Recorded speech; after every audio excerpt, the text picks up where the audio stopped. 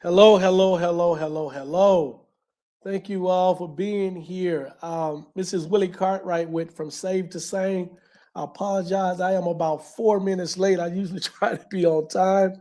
I had some issues, some technology issues, I should say, but I think we are good.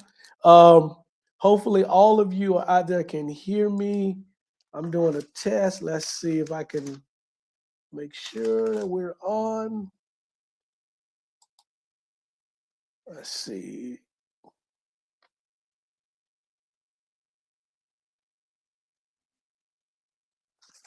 All right. It did not allow me to post in the chat.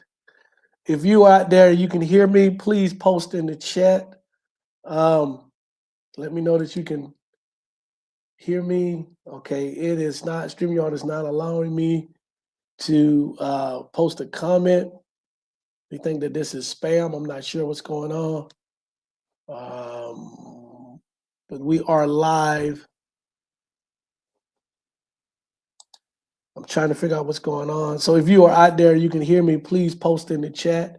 If not, I have to figure out why I'm not able to do anything in the chat today. Okay, seems to be a problem. Oof.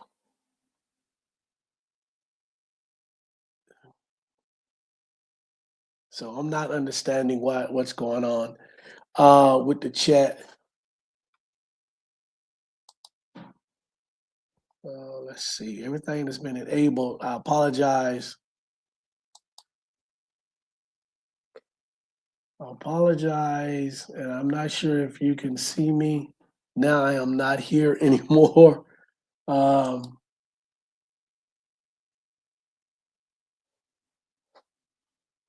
Crap, let me get out of that. Okay. If you're out there, let me know that you are here. It says show comments on stage.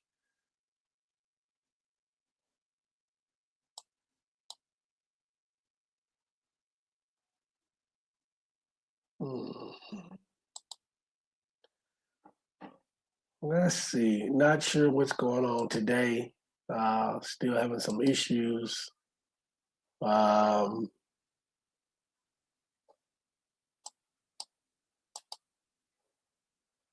so I'm not sure why there are no comments showing.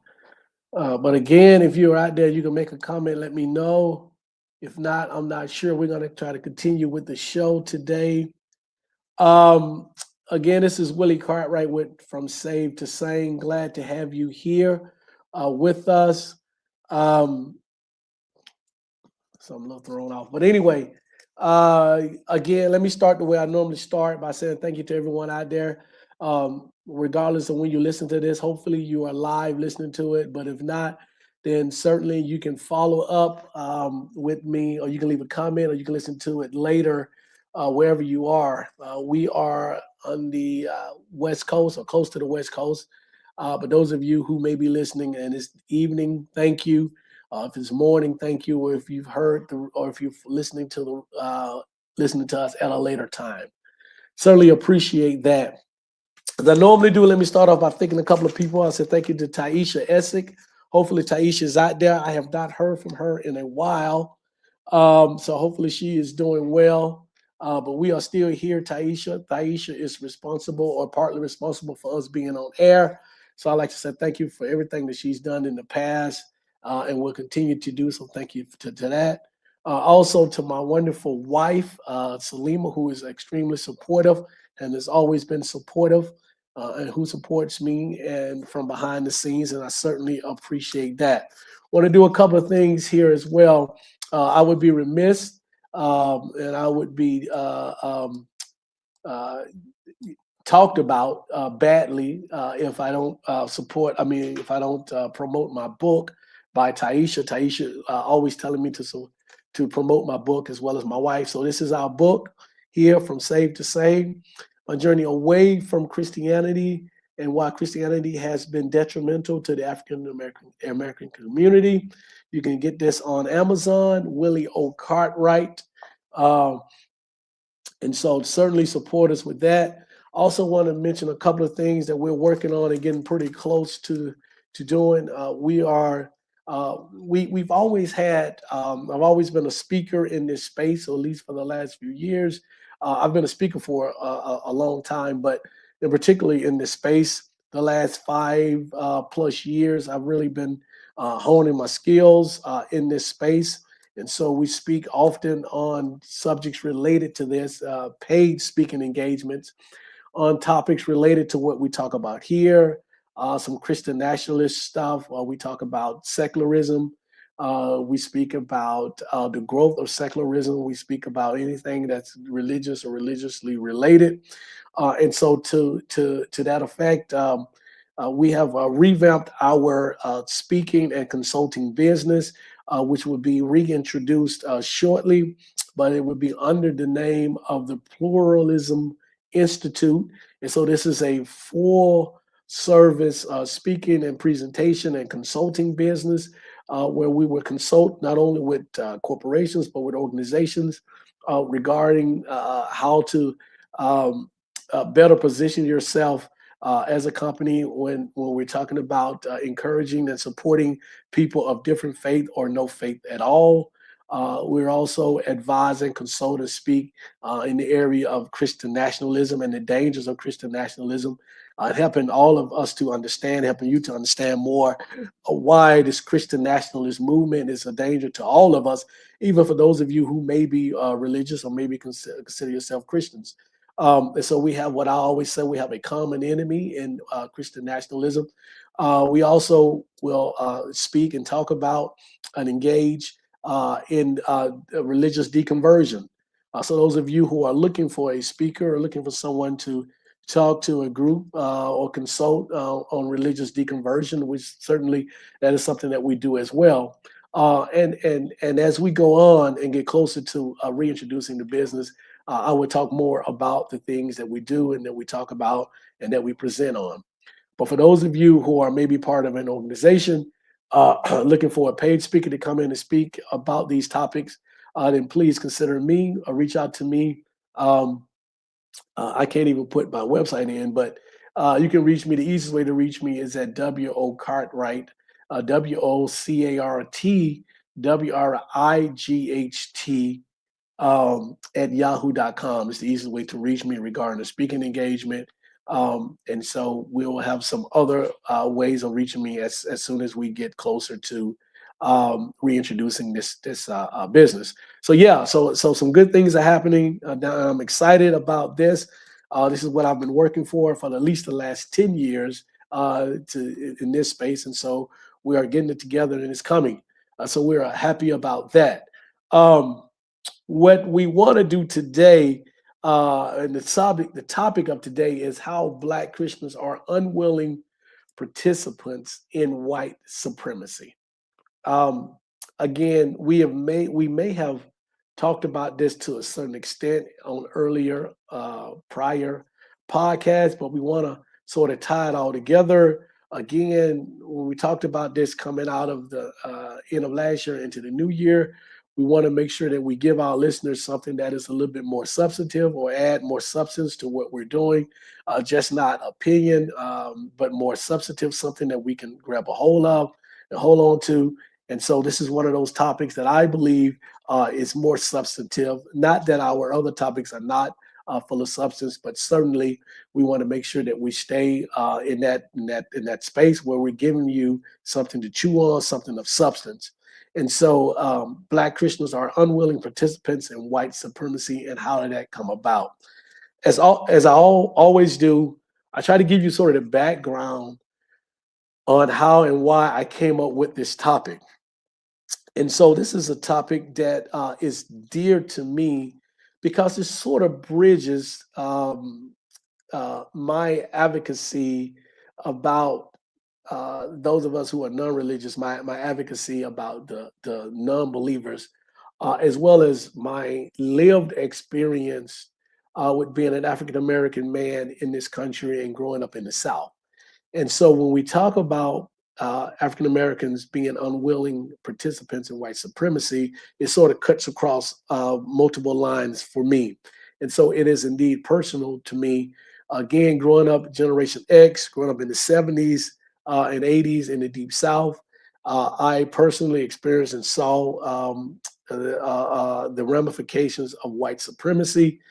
Again, not that we don't see it now, um, but I think growing up in that time period, being basically first generation post civil rights, it allowed me to see some things or experience some things in my lived experience that maybe others did not experience.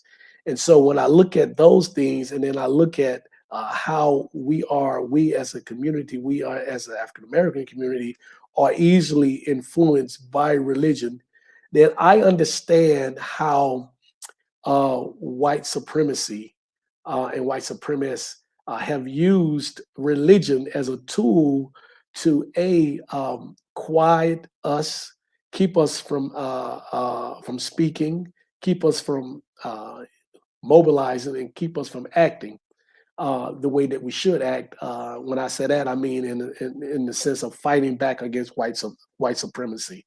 So religion has been a tool to keep us docile, to sort of keep us in our place.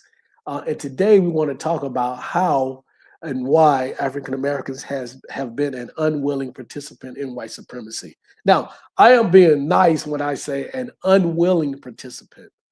There are those people out there who look like us, uh, who are willing participants in white supremacy, in the sense of wanting to keep us in our place and being used to keep us, quote unquote, in our place, all the way to the other end of the spectrum, where there are literally individuals who look like me, but are not happy with that, hate themselves, self-hatred, and do everything that they can to become part of white culture, white society, even if it means turning their backs on people who look like them, turning their backs on the culture and the community that raised them, that supported them for so long. And so we have that going on as well. But let me begin with sort of some history. I don't know how many of you have engaged in a conversation with African Americans who are Christian, even those who may be Muslim, I'm sorry, those who may be Muslim, a part of the Islamic faith. When we talk about religion and we talk about Christianity and we talk about Islam, one of the things that some people who are outside of religion, outside of the faith, may allude to is the origins of Christianity, right? And that conversation kind of goes all over the place. It begins or it starts with people talking about that uh, Christianity is the white man's religion. There is both truth and fiction to that statement, and we'll get into that in that in just a second.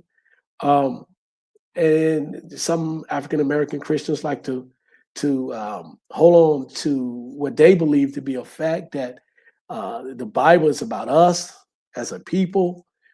There's another group like the Hebrew Israelites who believe that we are the original Jewish people, and so you get all of that into that.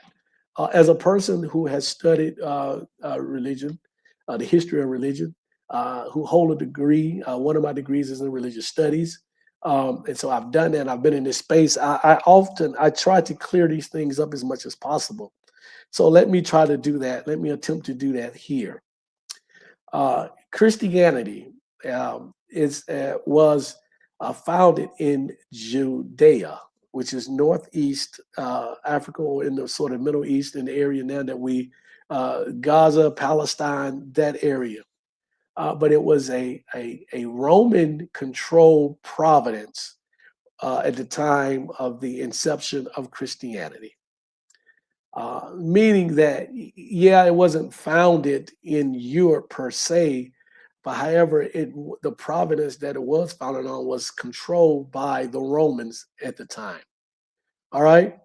And then it moved back further east, eventually taking root in two North African countries, one being Ethiopia. But it was not introduced. It was introduced to Ethiopia by someone outside of Ethiopia, not an African per se. Uh, but it became what it is. It became the religion, the Christian religion, the growth, all of that in Rome because of Constantine, a number of councils, the Council of Nicaea, and 5 or 6 other councils. Because Constantine had a dream. Well, first of all, Constantine wanted to make, he needed to make a state religion because of all of the fighting and everything that was going on. And he had a dream. He dreamed about a cross. The next day he said, okay, I want all of my soldiers to put a cross on their shields before this particular battle. Understanding that Constantine's mother was a Christian. Constantine was not a Christian at the time, but was looking for a way to sort of unite the Roman Empire. The soldiers go out and they win this particular battle, and Constantine took that as a sign that Christianity was the religion that he and the rest of Rome should embrace. And so you have Rome embracing Christianity as the state religion, and out of that you get everything else. Christianity grew in part and I say this all the time. The reason why Christianity is where it is today is 3 reasons. Constantine being one, Constantine of Rome being one, 2, war and violence, and 3, the printing press. And so that's the reason why Christianity is what it is, what it is to this day. Christianity is not indigenous to the continent of Africa. It is certainly not indigenous to Central and West Africa. I highlight those 2 locations particularly because most of the African Americans today that are in this country, African Americans, redundant, but all of our ancestors, the majority of our ancestors, I should say, are from West and Central Africa. West and Central Africa was not introduced to Christianity and Islam, for that matter, until sometime in the 14 and 1500s. And so, as ancestors, as our ancestors who came over, who were brought over enslaved, they were introduced to Christianity and Islam during that period of time by Arabs for Muslims, for Islam, and by Europeans for Christianity. And so that is largely how many of us in this country are Christians. What's going on, Christine? Glad to have you. Glad to see that you got through. Okay, so at least someone can get into the chats and chat, because it would not allow me to make chat. So I'm glad to see that someone can. So glad to have you. Hope all is well in Texas. We are beautiful here. There's a beautiful day here in Las Vegas. It's about almost 80 degrees and sunny. So yeah, good to have you. So I wanted to sort of start off with giving you sort of history of Christianity and Islam to us. There is nowhere from historians and history and the study of the Bible where the Bible is about us being descendants of African Americans. There's nowhere where that can be proven. There's no evidence of that whatsoever. There is also no connection or no proof that most African Americans in this country are descendants of the original Jewish people, contrary to what you might hear Hebrew Israelites claim. There's no scientific evidence, DNA evidence, archaeological evidence to that effect. All right. This whole thing about the color of Jesus, his race, what he looked like, that's all fine and well. We do know that if a man existed who fit the description, the human description of Jesus Christ, then of course he was not blonde hair and blue eye. He more than likely resembled the people of the region at that time, and those people would be look more like African Americans. than they would European American. I mean, as more than Europeans, or they will look more like Africans, I should say, not African Americans. They will look more like Africans and the people of that region. And so, however, whether you make God black, white, purple, yellow, whatever, God, and this is for people who believe and believe in Jesus's divinity, and that Jesus was somehow God. Those of you who believe in the Trinity, changing his race, changing his color, does not make him real. Does not make it real whatsoever. And so we can stop as a collective community, stop pushing back and saying, well, he was a man of color, so that somehow makes it different or makes him real. It does nothing of the sort. And so we have to deal with that. But I bring these issues up because these are some of the counter arguments that you hear from people who are trying to defend this religion by saying it is a black religion, it is a religion of Africans, and that is not at all true. There is no truth to that whatsoever. Um, and it's ironic that we do this, but then we completely, when I say us, I mean African Americans here in this country, we completely ignore our the traditional religions and the traditional faith and the traditional spiritual practices of our ancestors from Africa. And those of us who are from West or Central Africa, we completely ignore. Not only do we ignore those spiritual practices, we demean and deface those spiritual practices. We've been taught by Europeans to call those, as we call African traditional religions, ATRs or whatever. We have been taught to see those practices as being demonic and evil, when in actuality we should be seeing Christianity and Islam as demonic and evil if we're going to label any spiritual practices as such. So yeah. So how do Black Americans unwillingly participate in white supremacy? Well, since our ancestors were enslaved and brought to this country, and been forced to understand and learn and worship and practice uh, this version of Christianity, we've sort of embraced it. Now, initially, we embraced it out of survival, because if we did not embrace it, then we would be literally killed.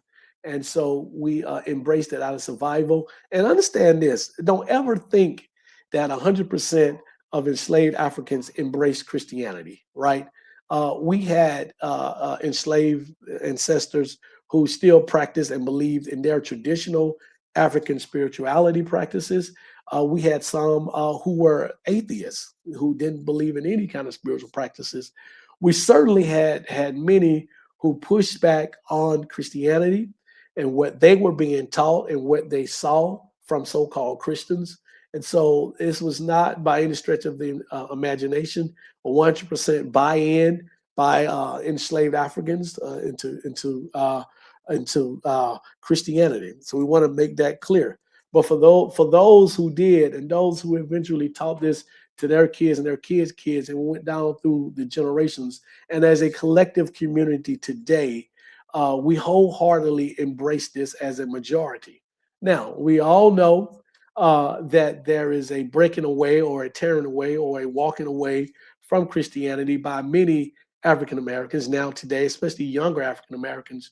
The truth of the matter is that still many in our community still embrace Christianity in this current form. And so Europeans, those of, like I said, Europeans, but white supremacists understand this, because what they do is that they study us and they understand that as a collective community, we are the most devout people on the face of the planet when it comes to our religion. We are extremely devout, and white supremacists have been able to use this as a tool to our detriment. Have been able to use this, in a sense, to control us. And this is not new. We know, going all the way back to the plantation, that there were enslaved Africans who were placed in certain positions and placed in a position to use religion to control us, to keep us docile, to keep us from fighting back. We also understand that through our history that there have been enslaved Africans who have used Christianity as a tool to fight back against enslavement and the things that they saw. Um, but for the most part, we understand that this religion, including and Islam as well. I don't want to leave Islam out. Islam as well been used as a tool to sort of keep us docile, to keep us from fighting back. The whole turn the other cheek, everything about honoring your master, and all of that has been used. And so when we, as a collective community, believe that Jesus is going to save us or that Jesus is going to fix our problem, that is us being unwilling participants in white supremacy. Because every time that we refuse to fight back, every time that we refuse to physically, to in our human form, challenge the challenge white supremacy, that is us unwillingly participating in white supremacy. Because every time that we turn the other cheek, every time that we walk away, every time that we say Jesus will fix it, every time that we leave it up to God to fix it, then white supremacy wins. And so some of the things that we need to worry about and watch out for when we look at that. And when we say these things, many of us are not conscious of what we're doing. We're giving away our power.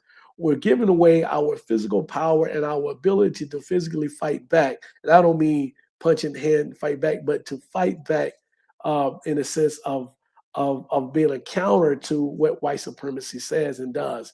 And so they understand that and they do that. And they tell us that that our color and our race does not matter, and that we're all one in the eyesight of God. But yet, their number one priority is preservation of their culture. And this, again, this is not. I don't want it to be. I don't want this to be misconstrued. I am not generalizing all of white America. What I am saying, and I continue to say, those who fall upon the umbrella of being white supremacists, who are part of the white supremacy, those are the ones who I am talking about. And so I want to make sure that I am clear with that as well, because we have had through our history many people of European descent fight on the behalf of us. Many of the abolitionists were white Europeans. There were many white Christians who fought against slavery and fought for us to be equal. So I don't ever want people to think that I don't understand that and that I don't acknowledge that. What's going on, Neo? Glad to have you here. Texas God is glad to have you as well. Glad to have all of you. So again, give me some comments if you have comments about what we're talking about. We're talking about Black Christians and they're unwilling as unwilling participants in white supremacy. And early on, I don't know if you guys heard it, but I did acknowledge that I am being nice by saying unwilling, because we do know that there are some who are willing participants in white supremacy, African Americans who are willing participants in white supremacy. But I'm trying to be nice on this day to say unwilling participants, and there are many and I think the vast majority of those people who they are unwilling participants. I would like to believe that there are not a majority of African Americans, the people who are in that category, who are supportive of white supremacy. I like to think that most of those people are doing it unwillingly because of religion. And so that brings up another point. When we refer to ourselves as Christian first, um, and maybe African American second, or even not even acknowledge the fact that we're African Americans, we are unwillingly participating in white supremacy. So why do I say that? Because white people understand and white people practice self-preservation first. I've said this on this show many times. African Americans are the only ones who don't prioritize self-preservation. We're the only ethnic group, we're the only racial group, we're the only group that doesn't practice self-preservation first. And so when you say that you're a Christian first, you are denying your African American heritage or wherever you may be from, Caribbean or whatever. You're denying that part of you, and you're saying that, yeah, I am Christian first. And white supremacists, they love to see this, because then what they've done is that they've torn you away from your identification as an African American. And they know that they have you now, as long as they continue to preach through the rose-colored glasses of Christianity, making you feel like that we're all the same and that we're all going to be in this place of heaven together, while they are worried and doing everything they can to preserve their culture. Christine says many white people who practice racism, white supremacy, fear most in genetic, I think she's trying to say genetic annihilation that can only be caused by non-white people. Dr. Francis Cress Wessling, ISIS papers, the keys to color.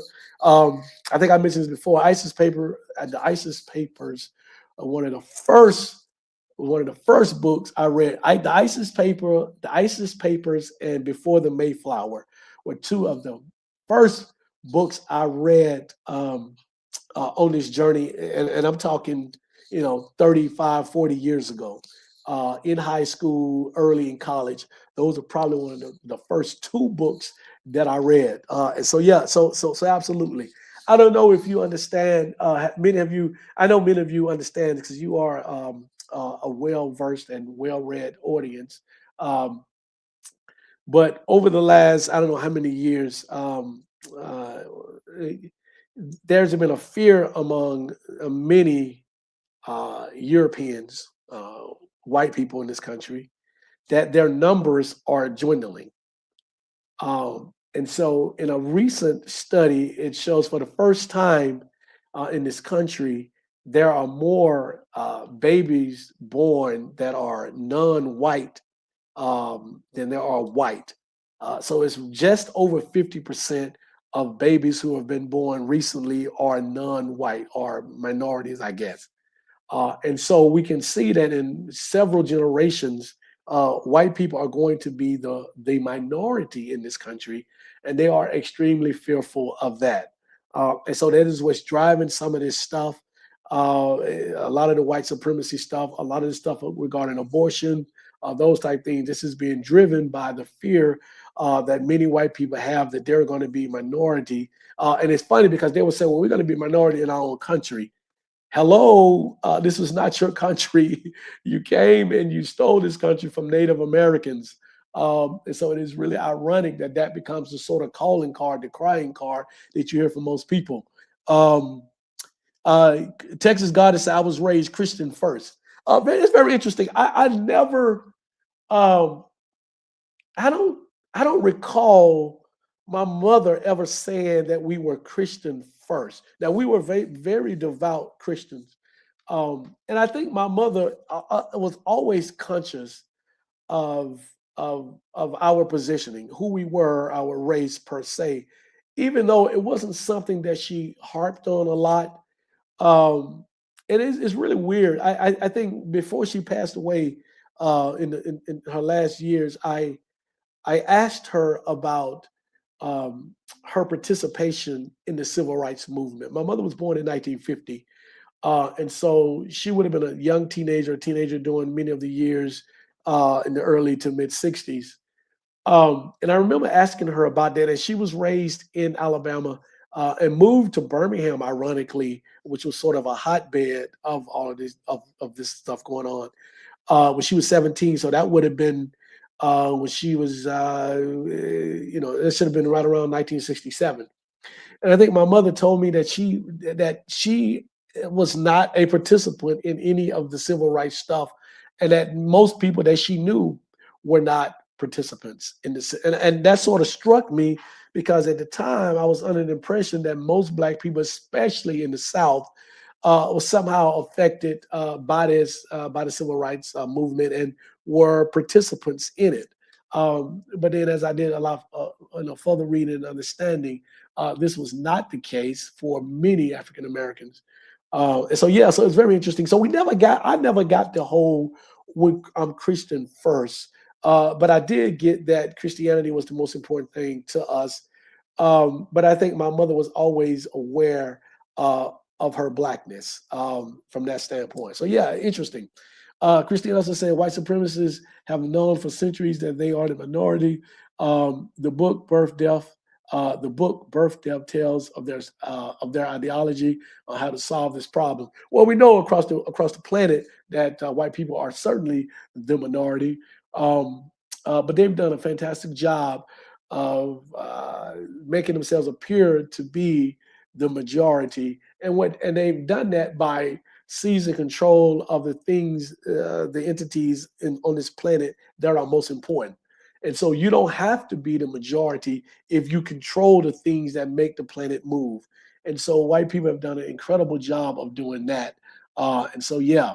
Um, Texas Goddess says, we were raised as Christian first by neglecting to teaching us about our culture. Sometimes we were told we was God's children first. Also, Texas Goddess says we went to a black church, hence where I got my black culture. Yeah, I don't. I got my black history um, pretty much on my own. I tell the story all the time how my mother had a picture of a white Jesus, like many of our parents did and grandparents did back in the day. And then even going to our church back then in the South, at least the churches that I attended, there wasn't a lot of Black history being taught in those churches. Um, it was really just about the Bible and being Christian first. And so ironically, I didn't really get into my whole Black Power movement, this kind of thing until I got to college. I went to a HBCU in the South, Alabama A&M, a great institution. Uh, Ironically, I think the people that got me into learning about my Black history and who I was were actually people from up north. It was the students that I got to know while at Alabama A&M that were from up north that was started. I started hearing about Malcolm X and Louis Farrakhan and all of the others. And I started reading the ISIS papers and Before the Mayflower and some of these other books. And it was really them that sort of exposed me to sort of this whole Black pride thing. And I think, and I laugh because I tell the story all the time that after a couple of years of that, I came home and told my mother that I was going to convert to Islam, which is basically trading one prison for another prison. But at the time, I was sort of geeked, and I thought that was it for us because I clearly didn't know at the time, didn't understand, and didn't know the history of Islam. Of course, now I do. But yeah, so it was one of those things. Uh, And so Texas Goddess also says there was only one other Black student in our school besides my sibling and I. No Mexicans, just white, Jewish, and Asians. Yeah, that's for me. It was I went to integrated a school that initially high school that initially started off all white, but through the civil rights movement and all of that stuff, integration, segregation, integration, all of that. By the time I got to my high school, it was about 70% Black and about 30% white. But there was no Asians, no Hispanic people whatsoever at all. I'm trying to think. Yeah, so at all. So yeah, so we got that. But yeah, so white people have known of their of their pending demise, and I say that sort of tongue in cheek. But certainly there are many in this country that fear that they're going to lose their status as the majority in this country, and that somehow the culture or whatever is going to be something that they're not happy with. And so what we see is the efforts of white supremacists to try to keep that going. And what they understand is that if they can pick off just a small percentage of us who are willing or unwilling supporters of the white supremacy, then that gives them a little bit longer to survive and for their culture to survive. And so they do this, I think, largely through religion. They tell us that this is, morally what we should be doing, what we shouldn't be doing. Anything that's outside of that becomes immoral. And so if you're immoral, you're outside of God, you're outside of the religion, you're outside of Christianity. And so Black Christians, especially, are susceptible to that because they always want to be right in the eyesight of God. Our people always want to be right in the eyesight of God. I say this all the time, that African Americans, more so than any other group, live through the prism of their religion and their faith. Absolutely, we do. We have. And so, again, people who study us like we're some kind of domesticated animal understand what pulls our strings, what makes us move, what motivates us. And so they know that the number one motivator of African Americans is religion. And so they've done this. And so we fall into the trap. Um, and so, we care to do this to ourselves as well. So then we're in our churches. And part of what we do, they tell us that these things are immoral. There's a huge attack on the LGBTQ community. Since I have been old enough to see and walk and speak, there have always been people in the LGBTQ community, in our community, especially in our churches. I have never attended a Black church where there was not someone who at least presented themselves to be part of that community. But yet we are being told and being taught by white people in this country that somehow that is an abomination. And so we fall in line with them, and we begin to push away those individuals that we've grown up in a community with, to the point that we have become, in my opinion, more homophobic than many of the white people. And I've seen it and I've witnessed this. And I, unfortunately, candidly, I have been a part of this many, many years ago growing up, because this is what we were taught. We were taught that there was something wrong with someone if they were gay, they were a lesbian. And I grew up with this being ingrained in me for whatever reason. And I do understand there is a historical component as to why many African Americans are very homophobic, especially men. There is a historic component to that. But I think what we need to do is understand where this history comes from.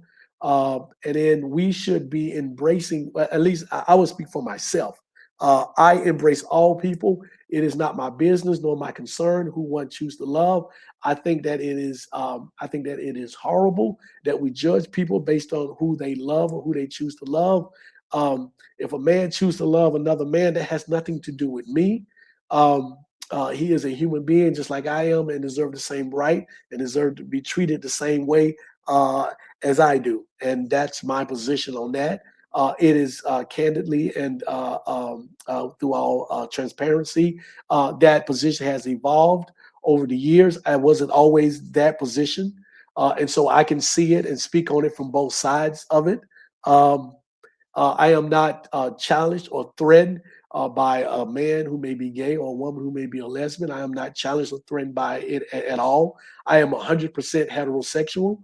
I have met some fantastic people who just happen to be homosexual or lesbian or whatever, and I'm good with that. I've met some wonderful people who happen to be trans, and I have no issue with that whatsoever. And so, what we cannot do is to allow for religion to separate us in those terms. There is no practical reason whatsoever that we should be carrying on the way we carry on about people in the LGBTQ community. Now I'll get off of that soapbox and get back to what I'm talking about. And so again, we need to be conscious, and especially let's talk about voting. There are many African Americans who are single issue voters, and that single issue happens to be religion. And so I see, and you find um, uh, uh, uh, a number of African Americans who are supportive of the current administration simply because they believe that this current administration is more in line with their religious beliefs. Um, And it's funny because it's not if you really look at it as from the standpoint of feeding the homeless, supporting those who need to be supported, and issues like that, there is no doubt in my mind, and we can see that this is factual, that many people on the left do a better job of doing that than those on the right. However, for some reason, and I know the reason. The reason is there are two issues under the religious umbrella that I see, from my experience, I see African Americans running to when they talk about supporting the right. And those two issues again are homosexuality, which includes the whole trans movement and all of that, and the abortion, and the abortion question.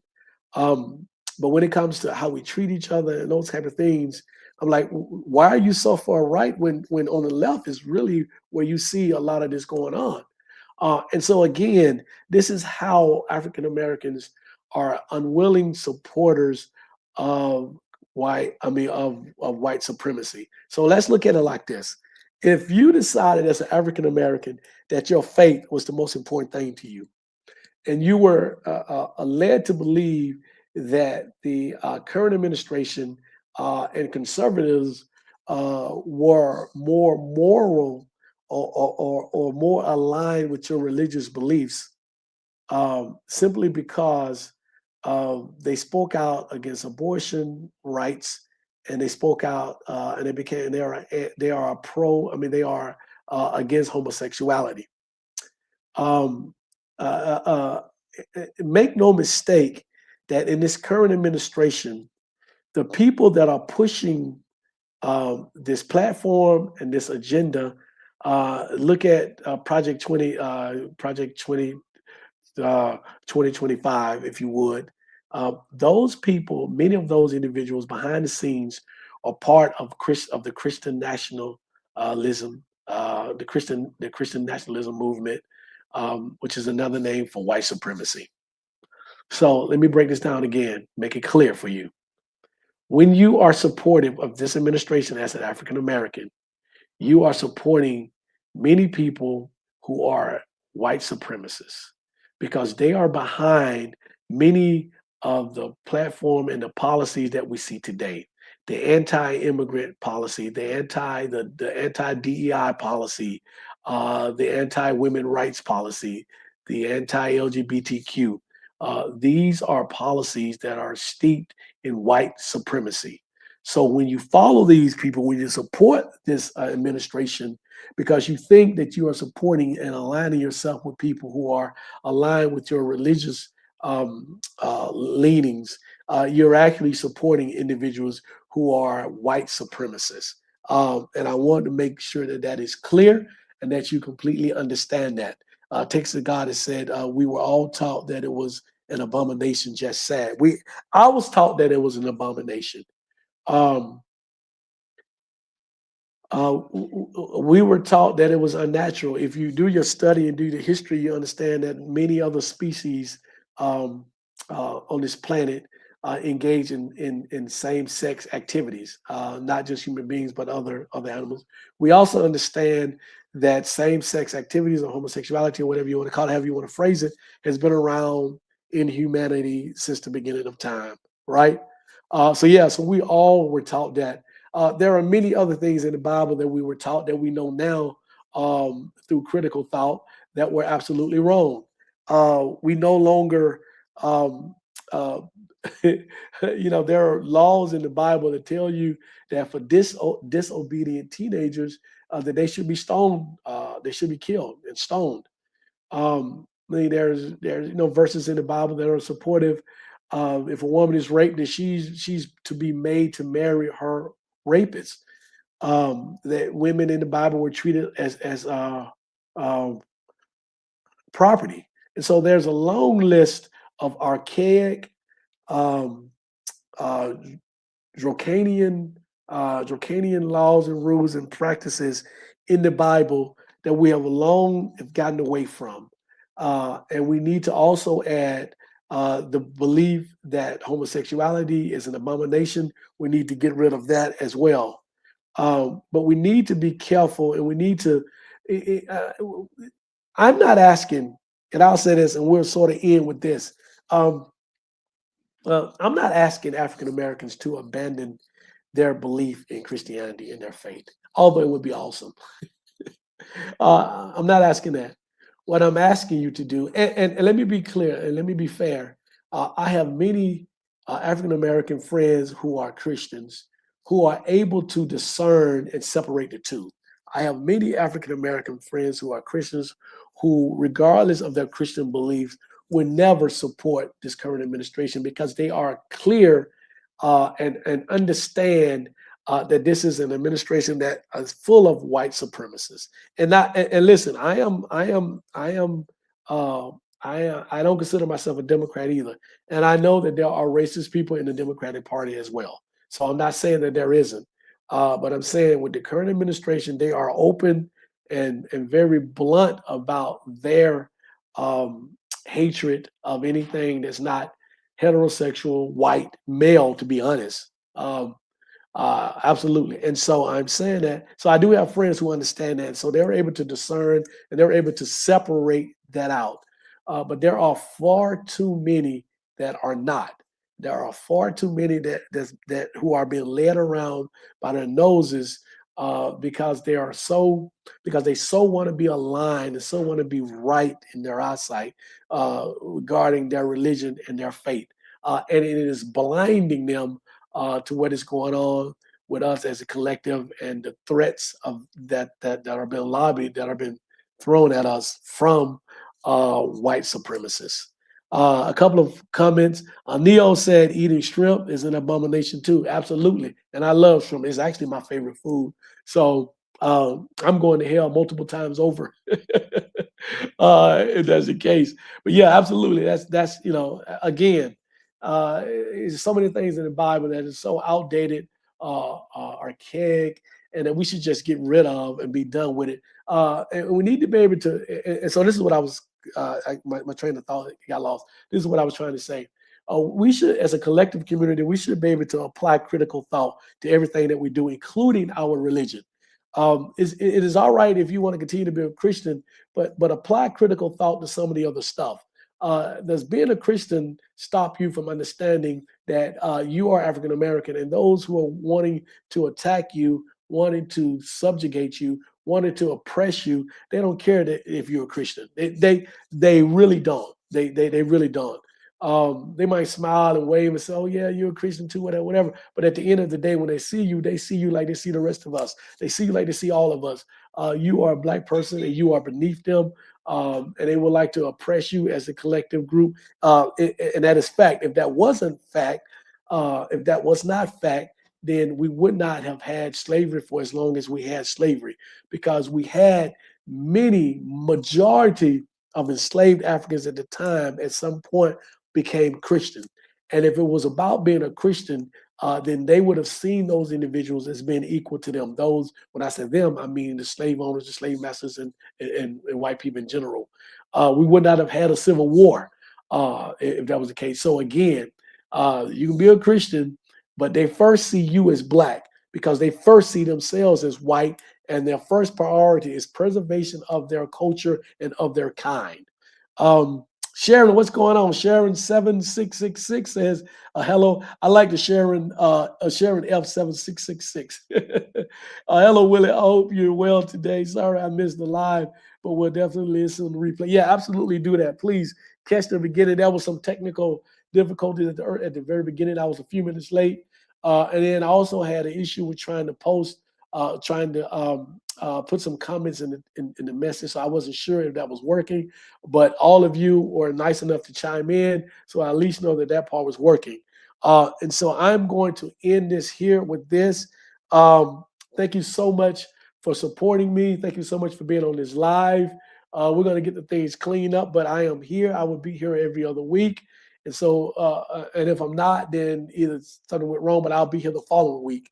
When I do take the time off, which I normally do during the summer and over the Christmas break or holiday, because I need to, take a break, I will let you know in advance. But thank you all. Thank you for being on this live. Go back and listen to it from the beginning if you missed it. Tell a friend, tell an enemy. we're growing this channel organically. And so all of our subscribers are real people, organic. And so we love it, like regardless of how long it takes to get to a certain point. I love the interaction. You can leave me comments on the YouTube, on the channel. I try to answer all of those as well. But again, thank you for all the support. Please continue to support me. I got a couple of people here. Neo X. If you want to support somebody else that's in this space, please support Neo. Neo has some outstanding material going on her channel. Neo is my buddy. So please support Neo. There's some others who are in this space. So certainly look out for them as well. But thank all of you so much, and take care of yourself. Those of you who are in bad weather, I feel bad for you. I'm in Vegas. It's 80 degrees today and sunny. It's going to be 80 over the weekends. We're going to have a good time. But those of you who are not, who are in, snow or storm or whatever, please take care of yourself. Stay safe. Don't get in it if you don't have to be out there in it. The spring is coming. The summer is coming. So you got plenty of time to enjoy that. But keep yourself safe. And I'll see you in a couple of weeks. Bye. Well, let me say bye to everybody first. I always say bye to everybody individually. Neo X, thank you for joining. Certainly appreciate it. Christine Williams, thank you so much. Sharon F. Let's see, Texas Goddess, and the rest of you. Who did I miss? I think that's it. Yeah, thank all of you for being here, and those of you who were listening but didn't leave a comment. Thank all of you. Those of you who will be listening in the future. Thank you so much. Thank you, and I see you in a couple of weeks.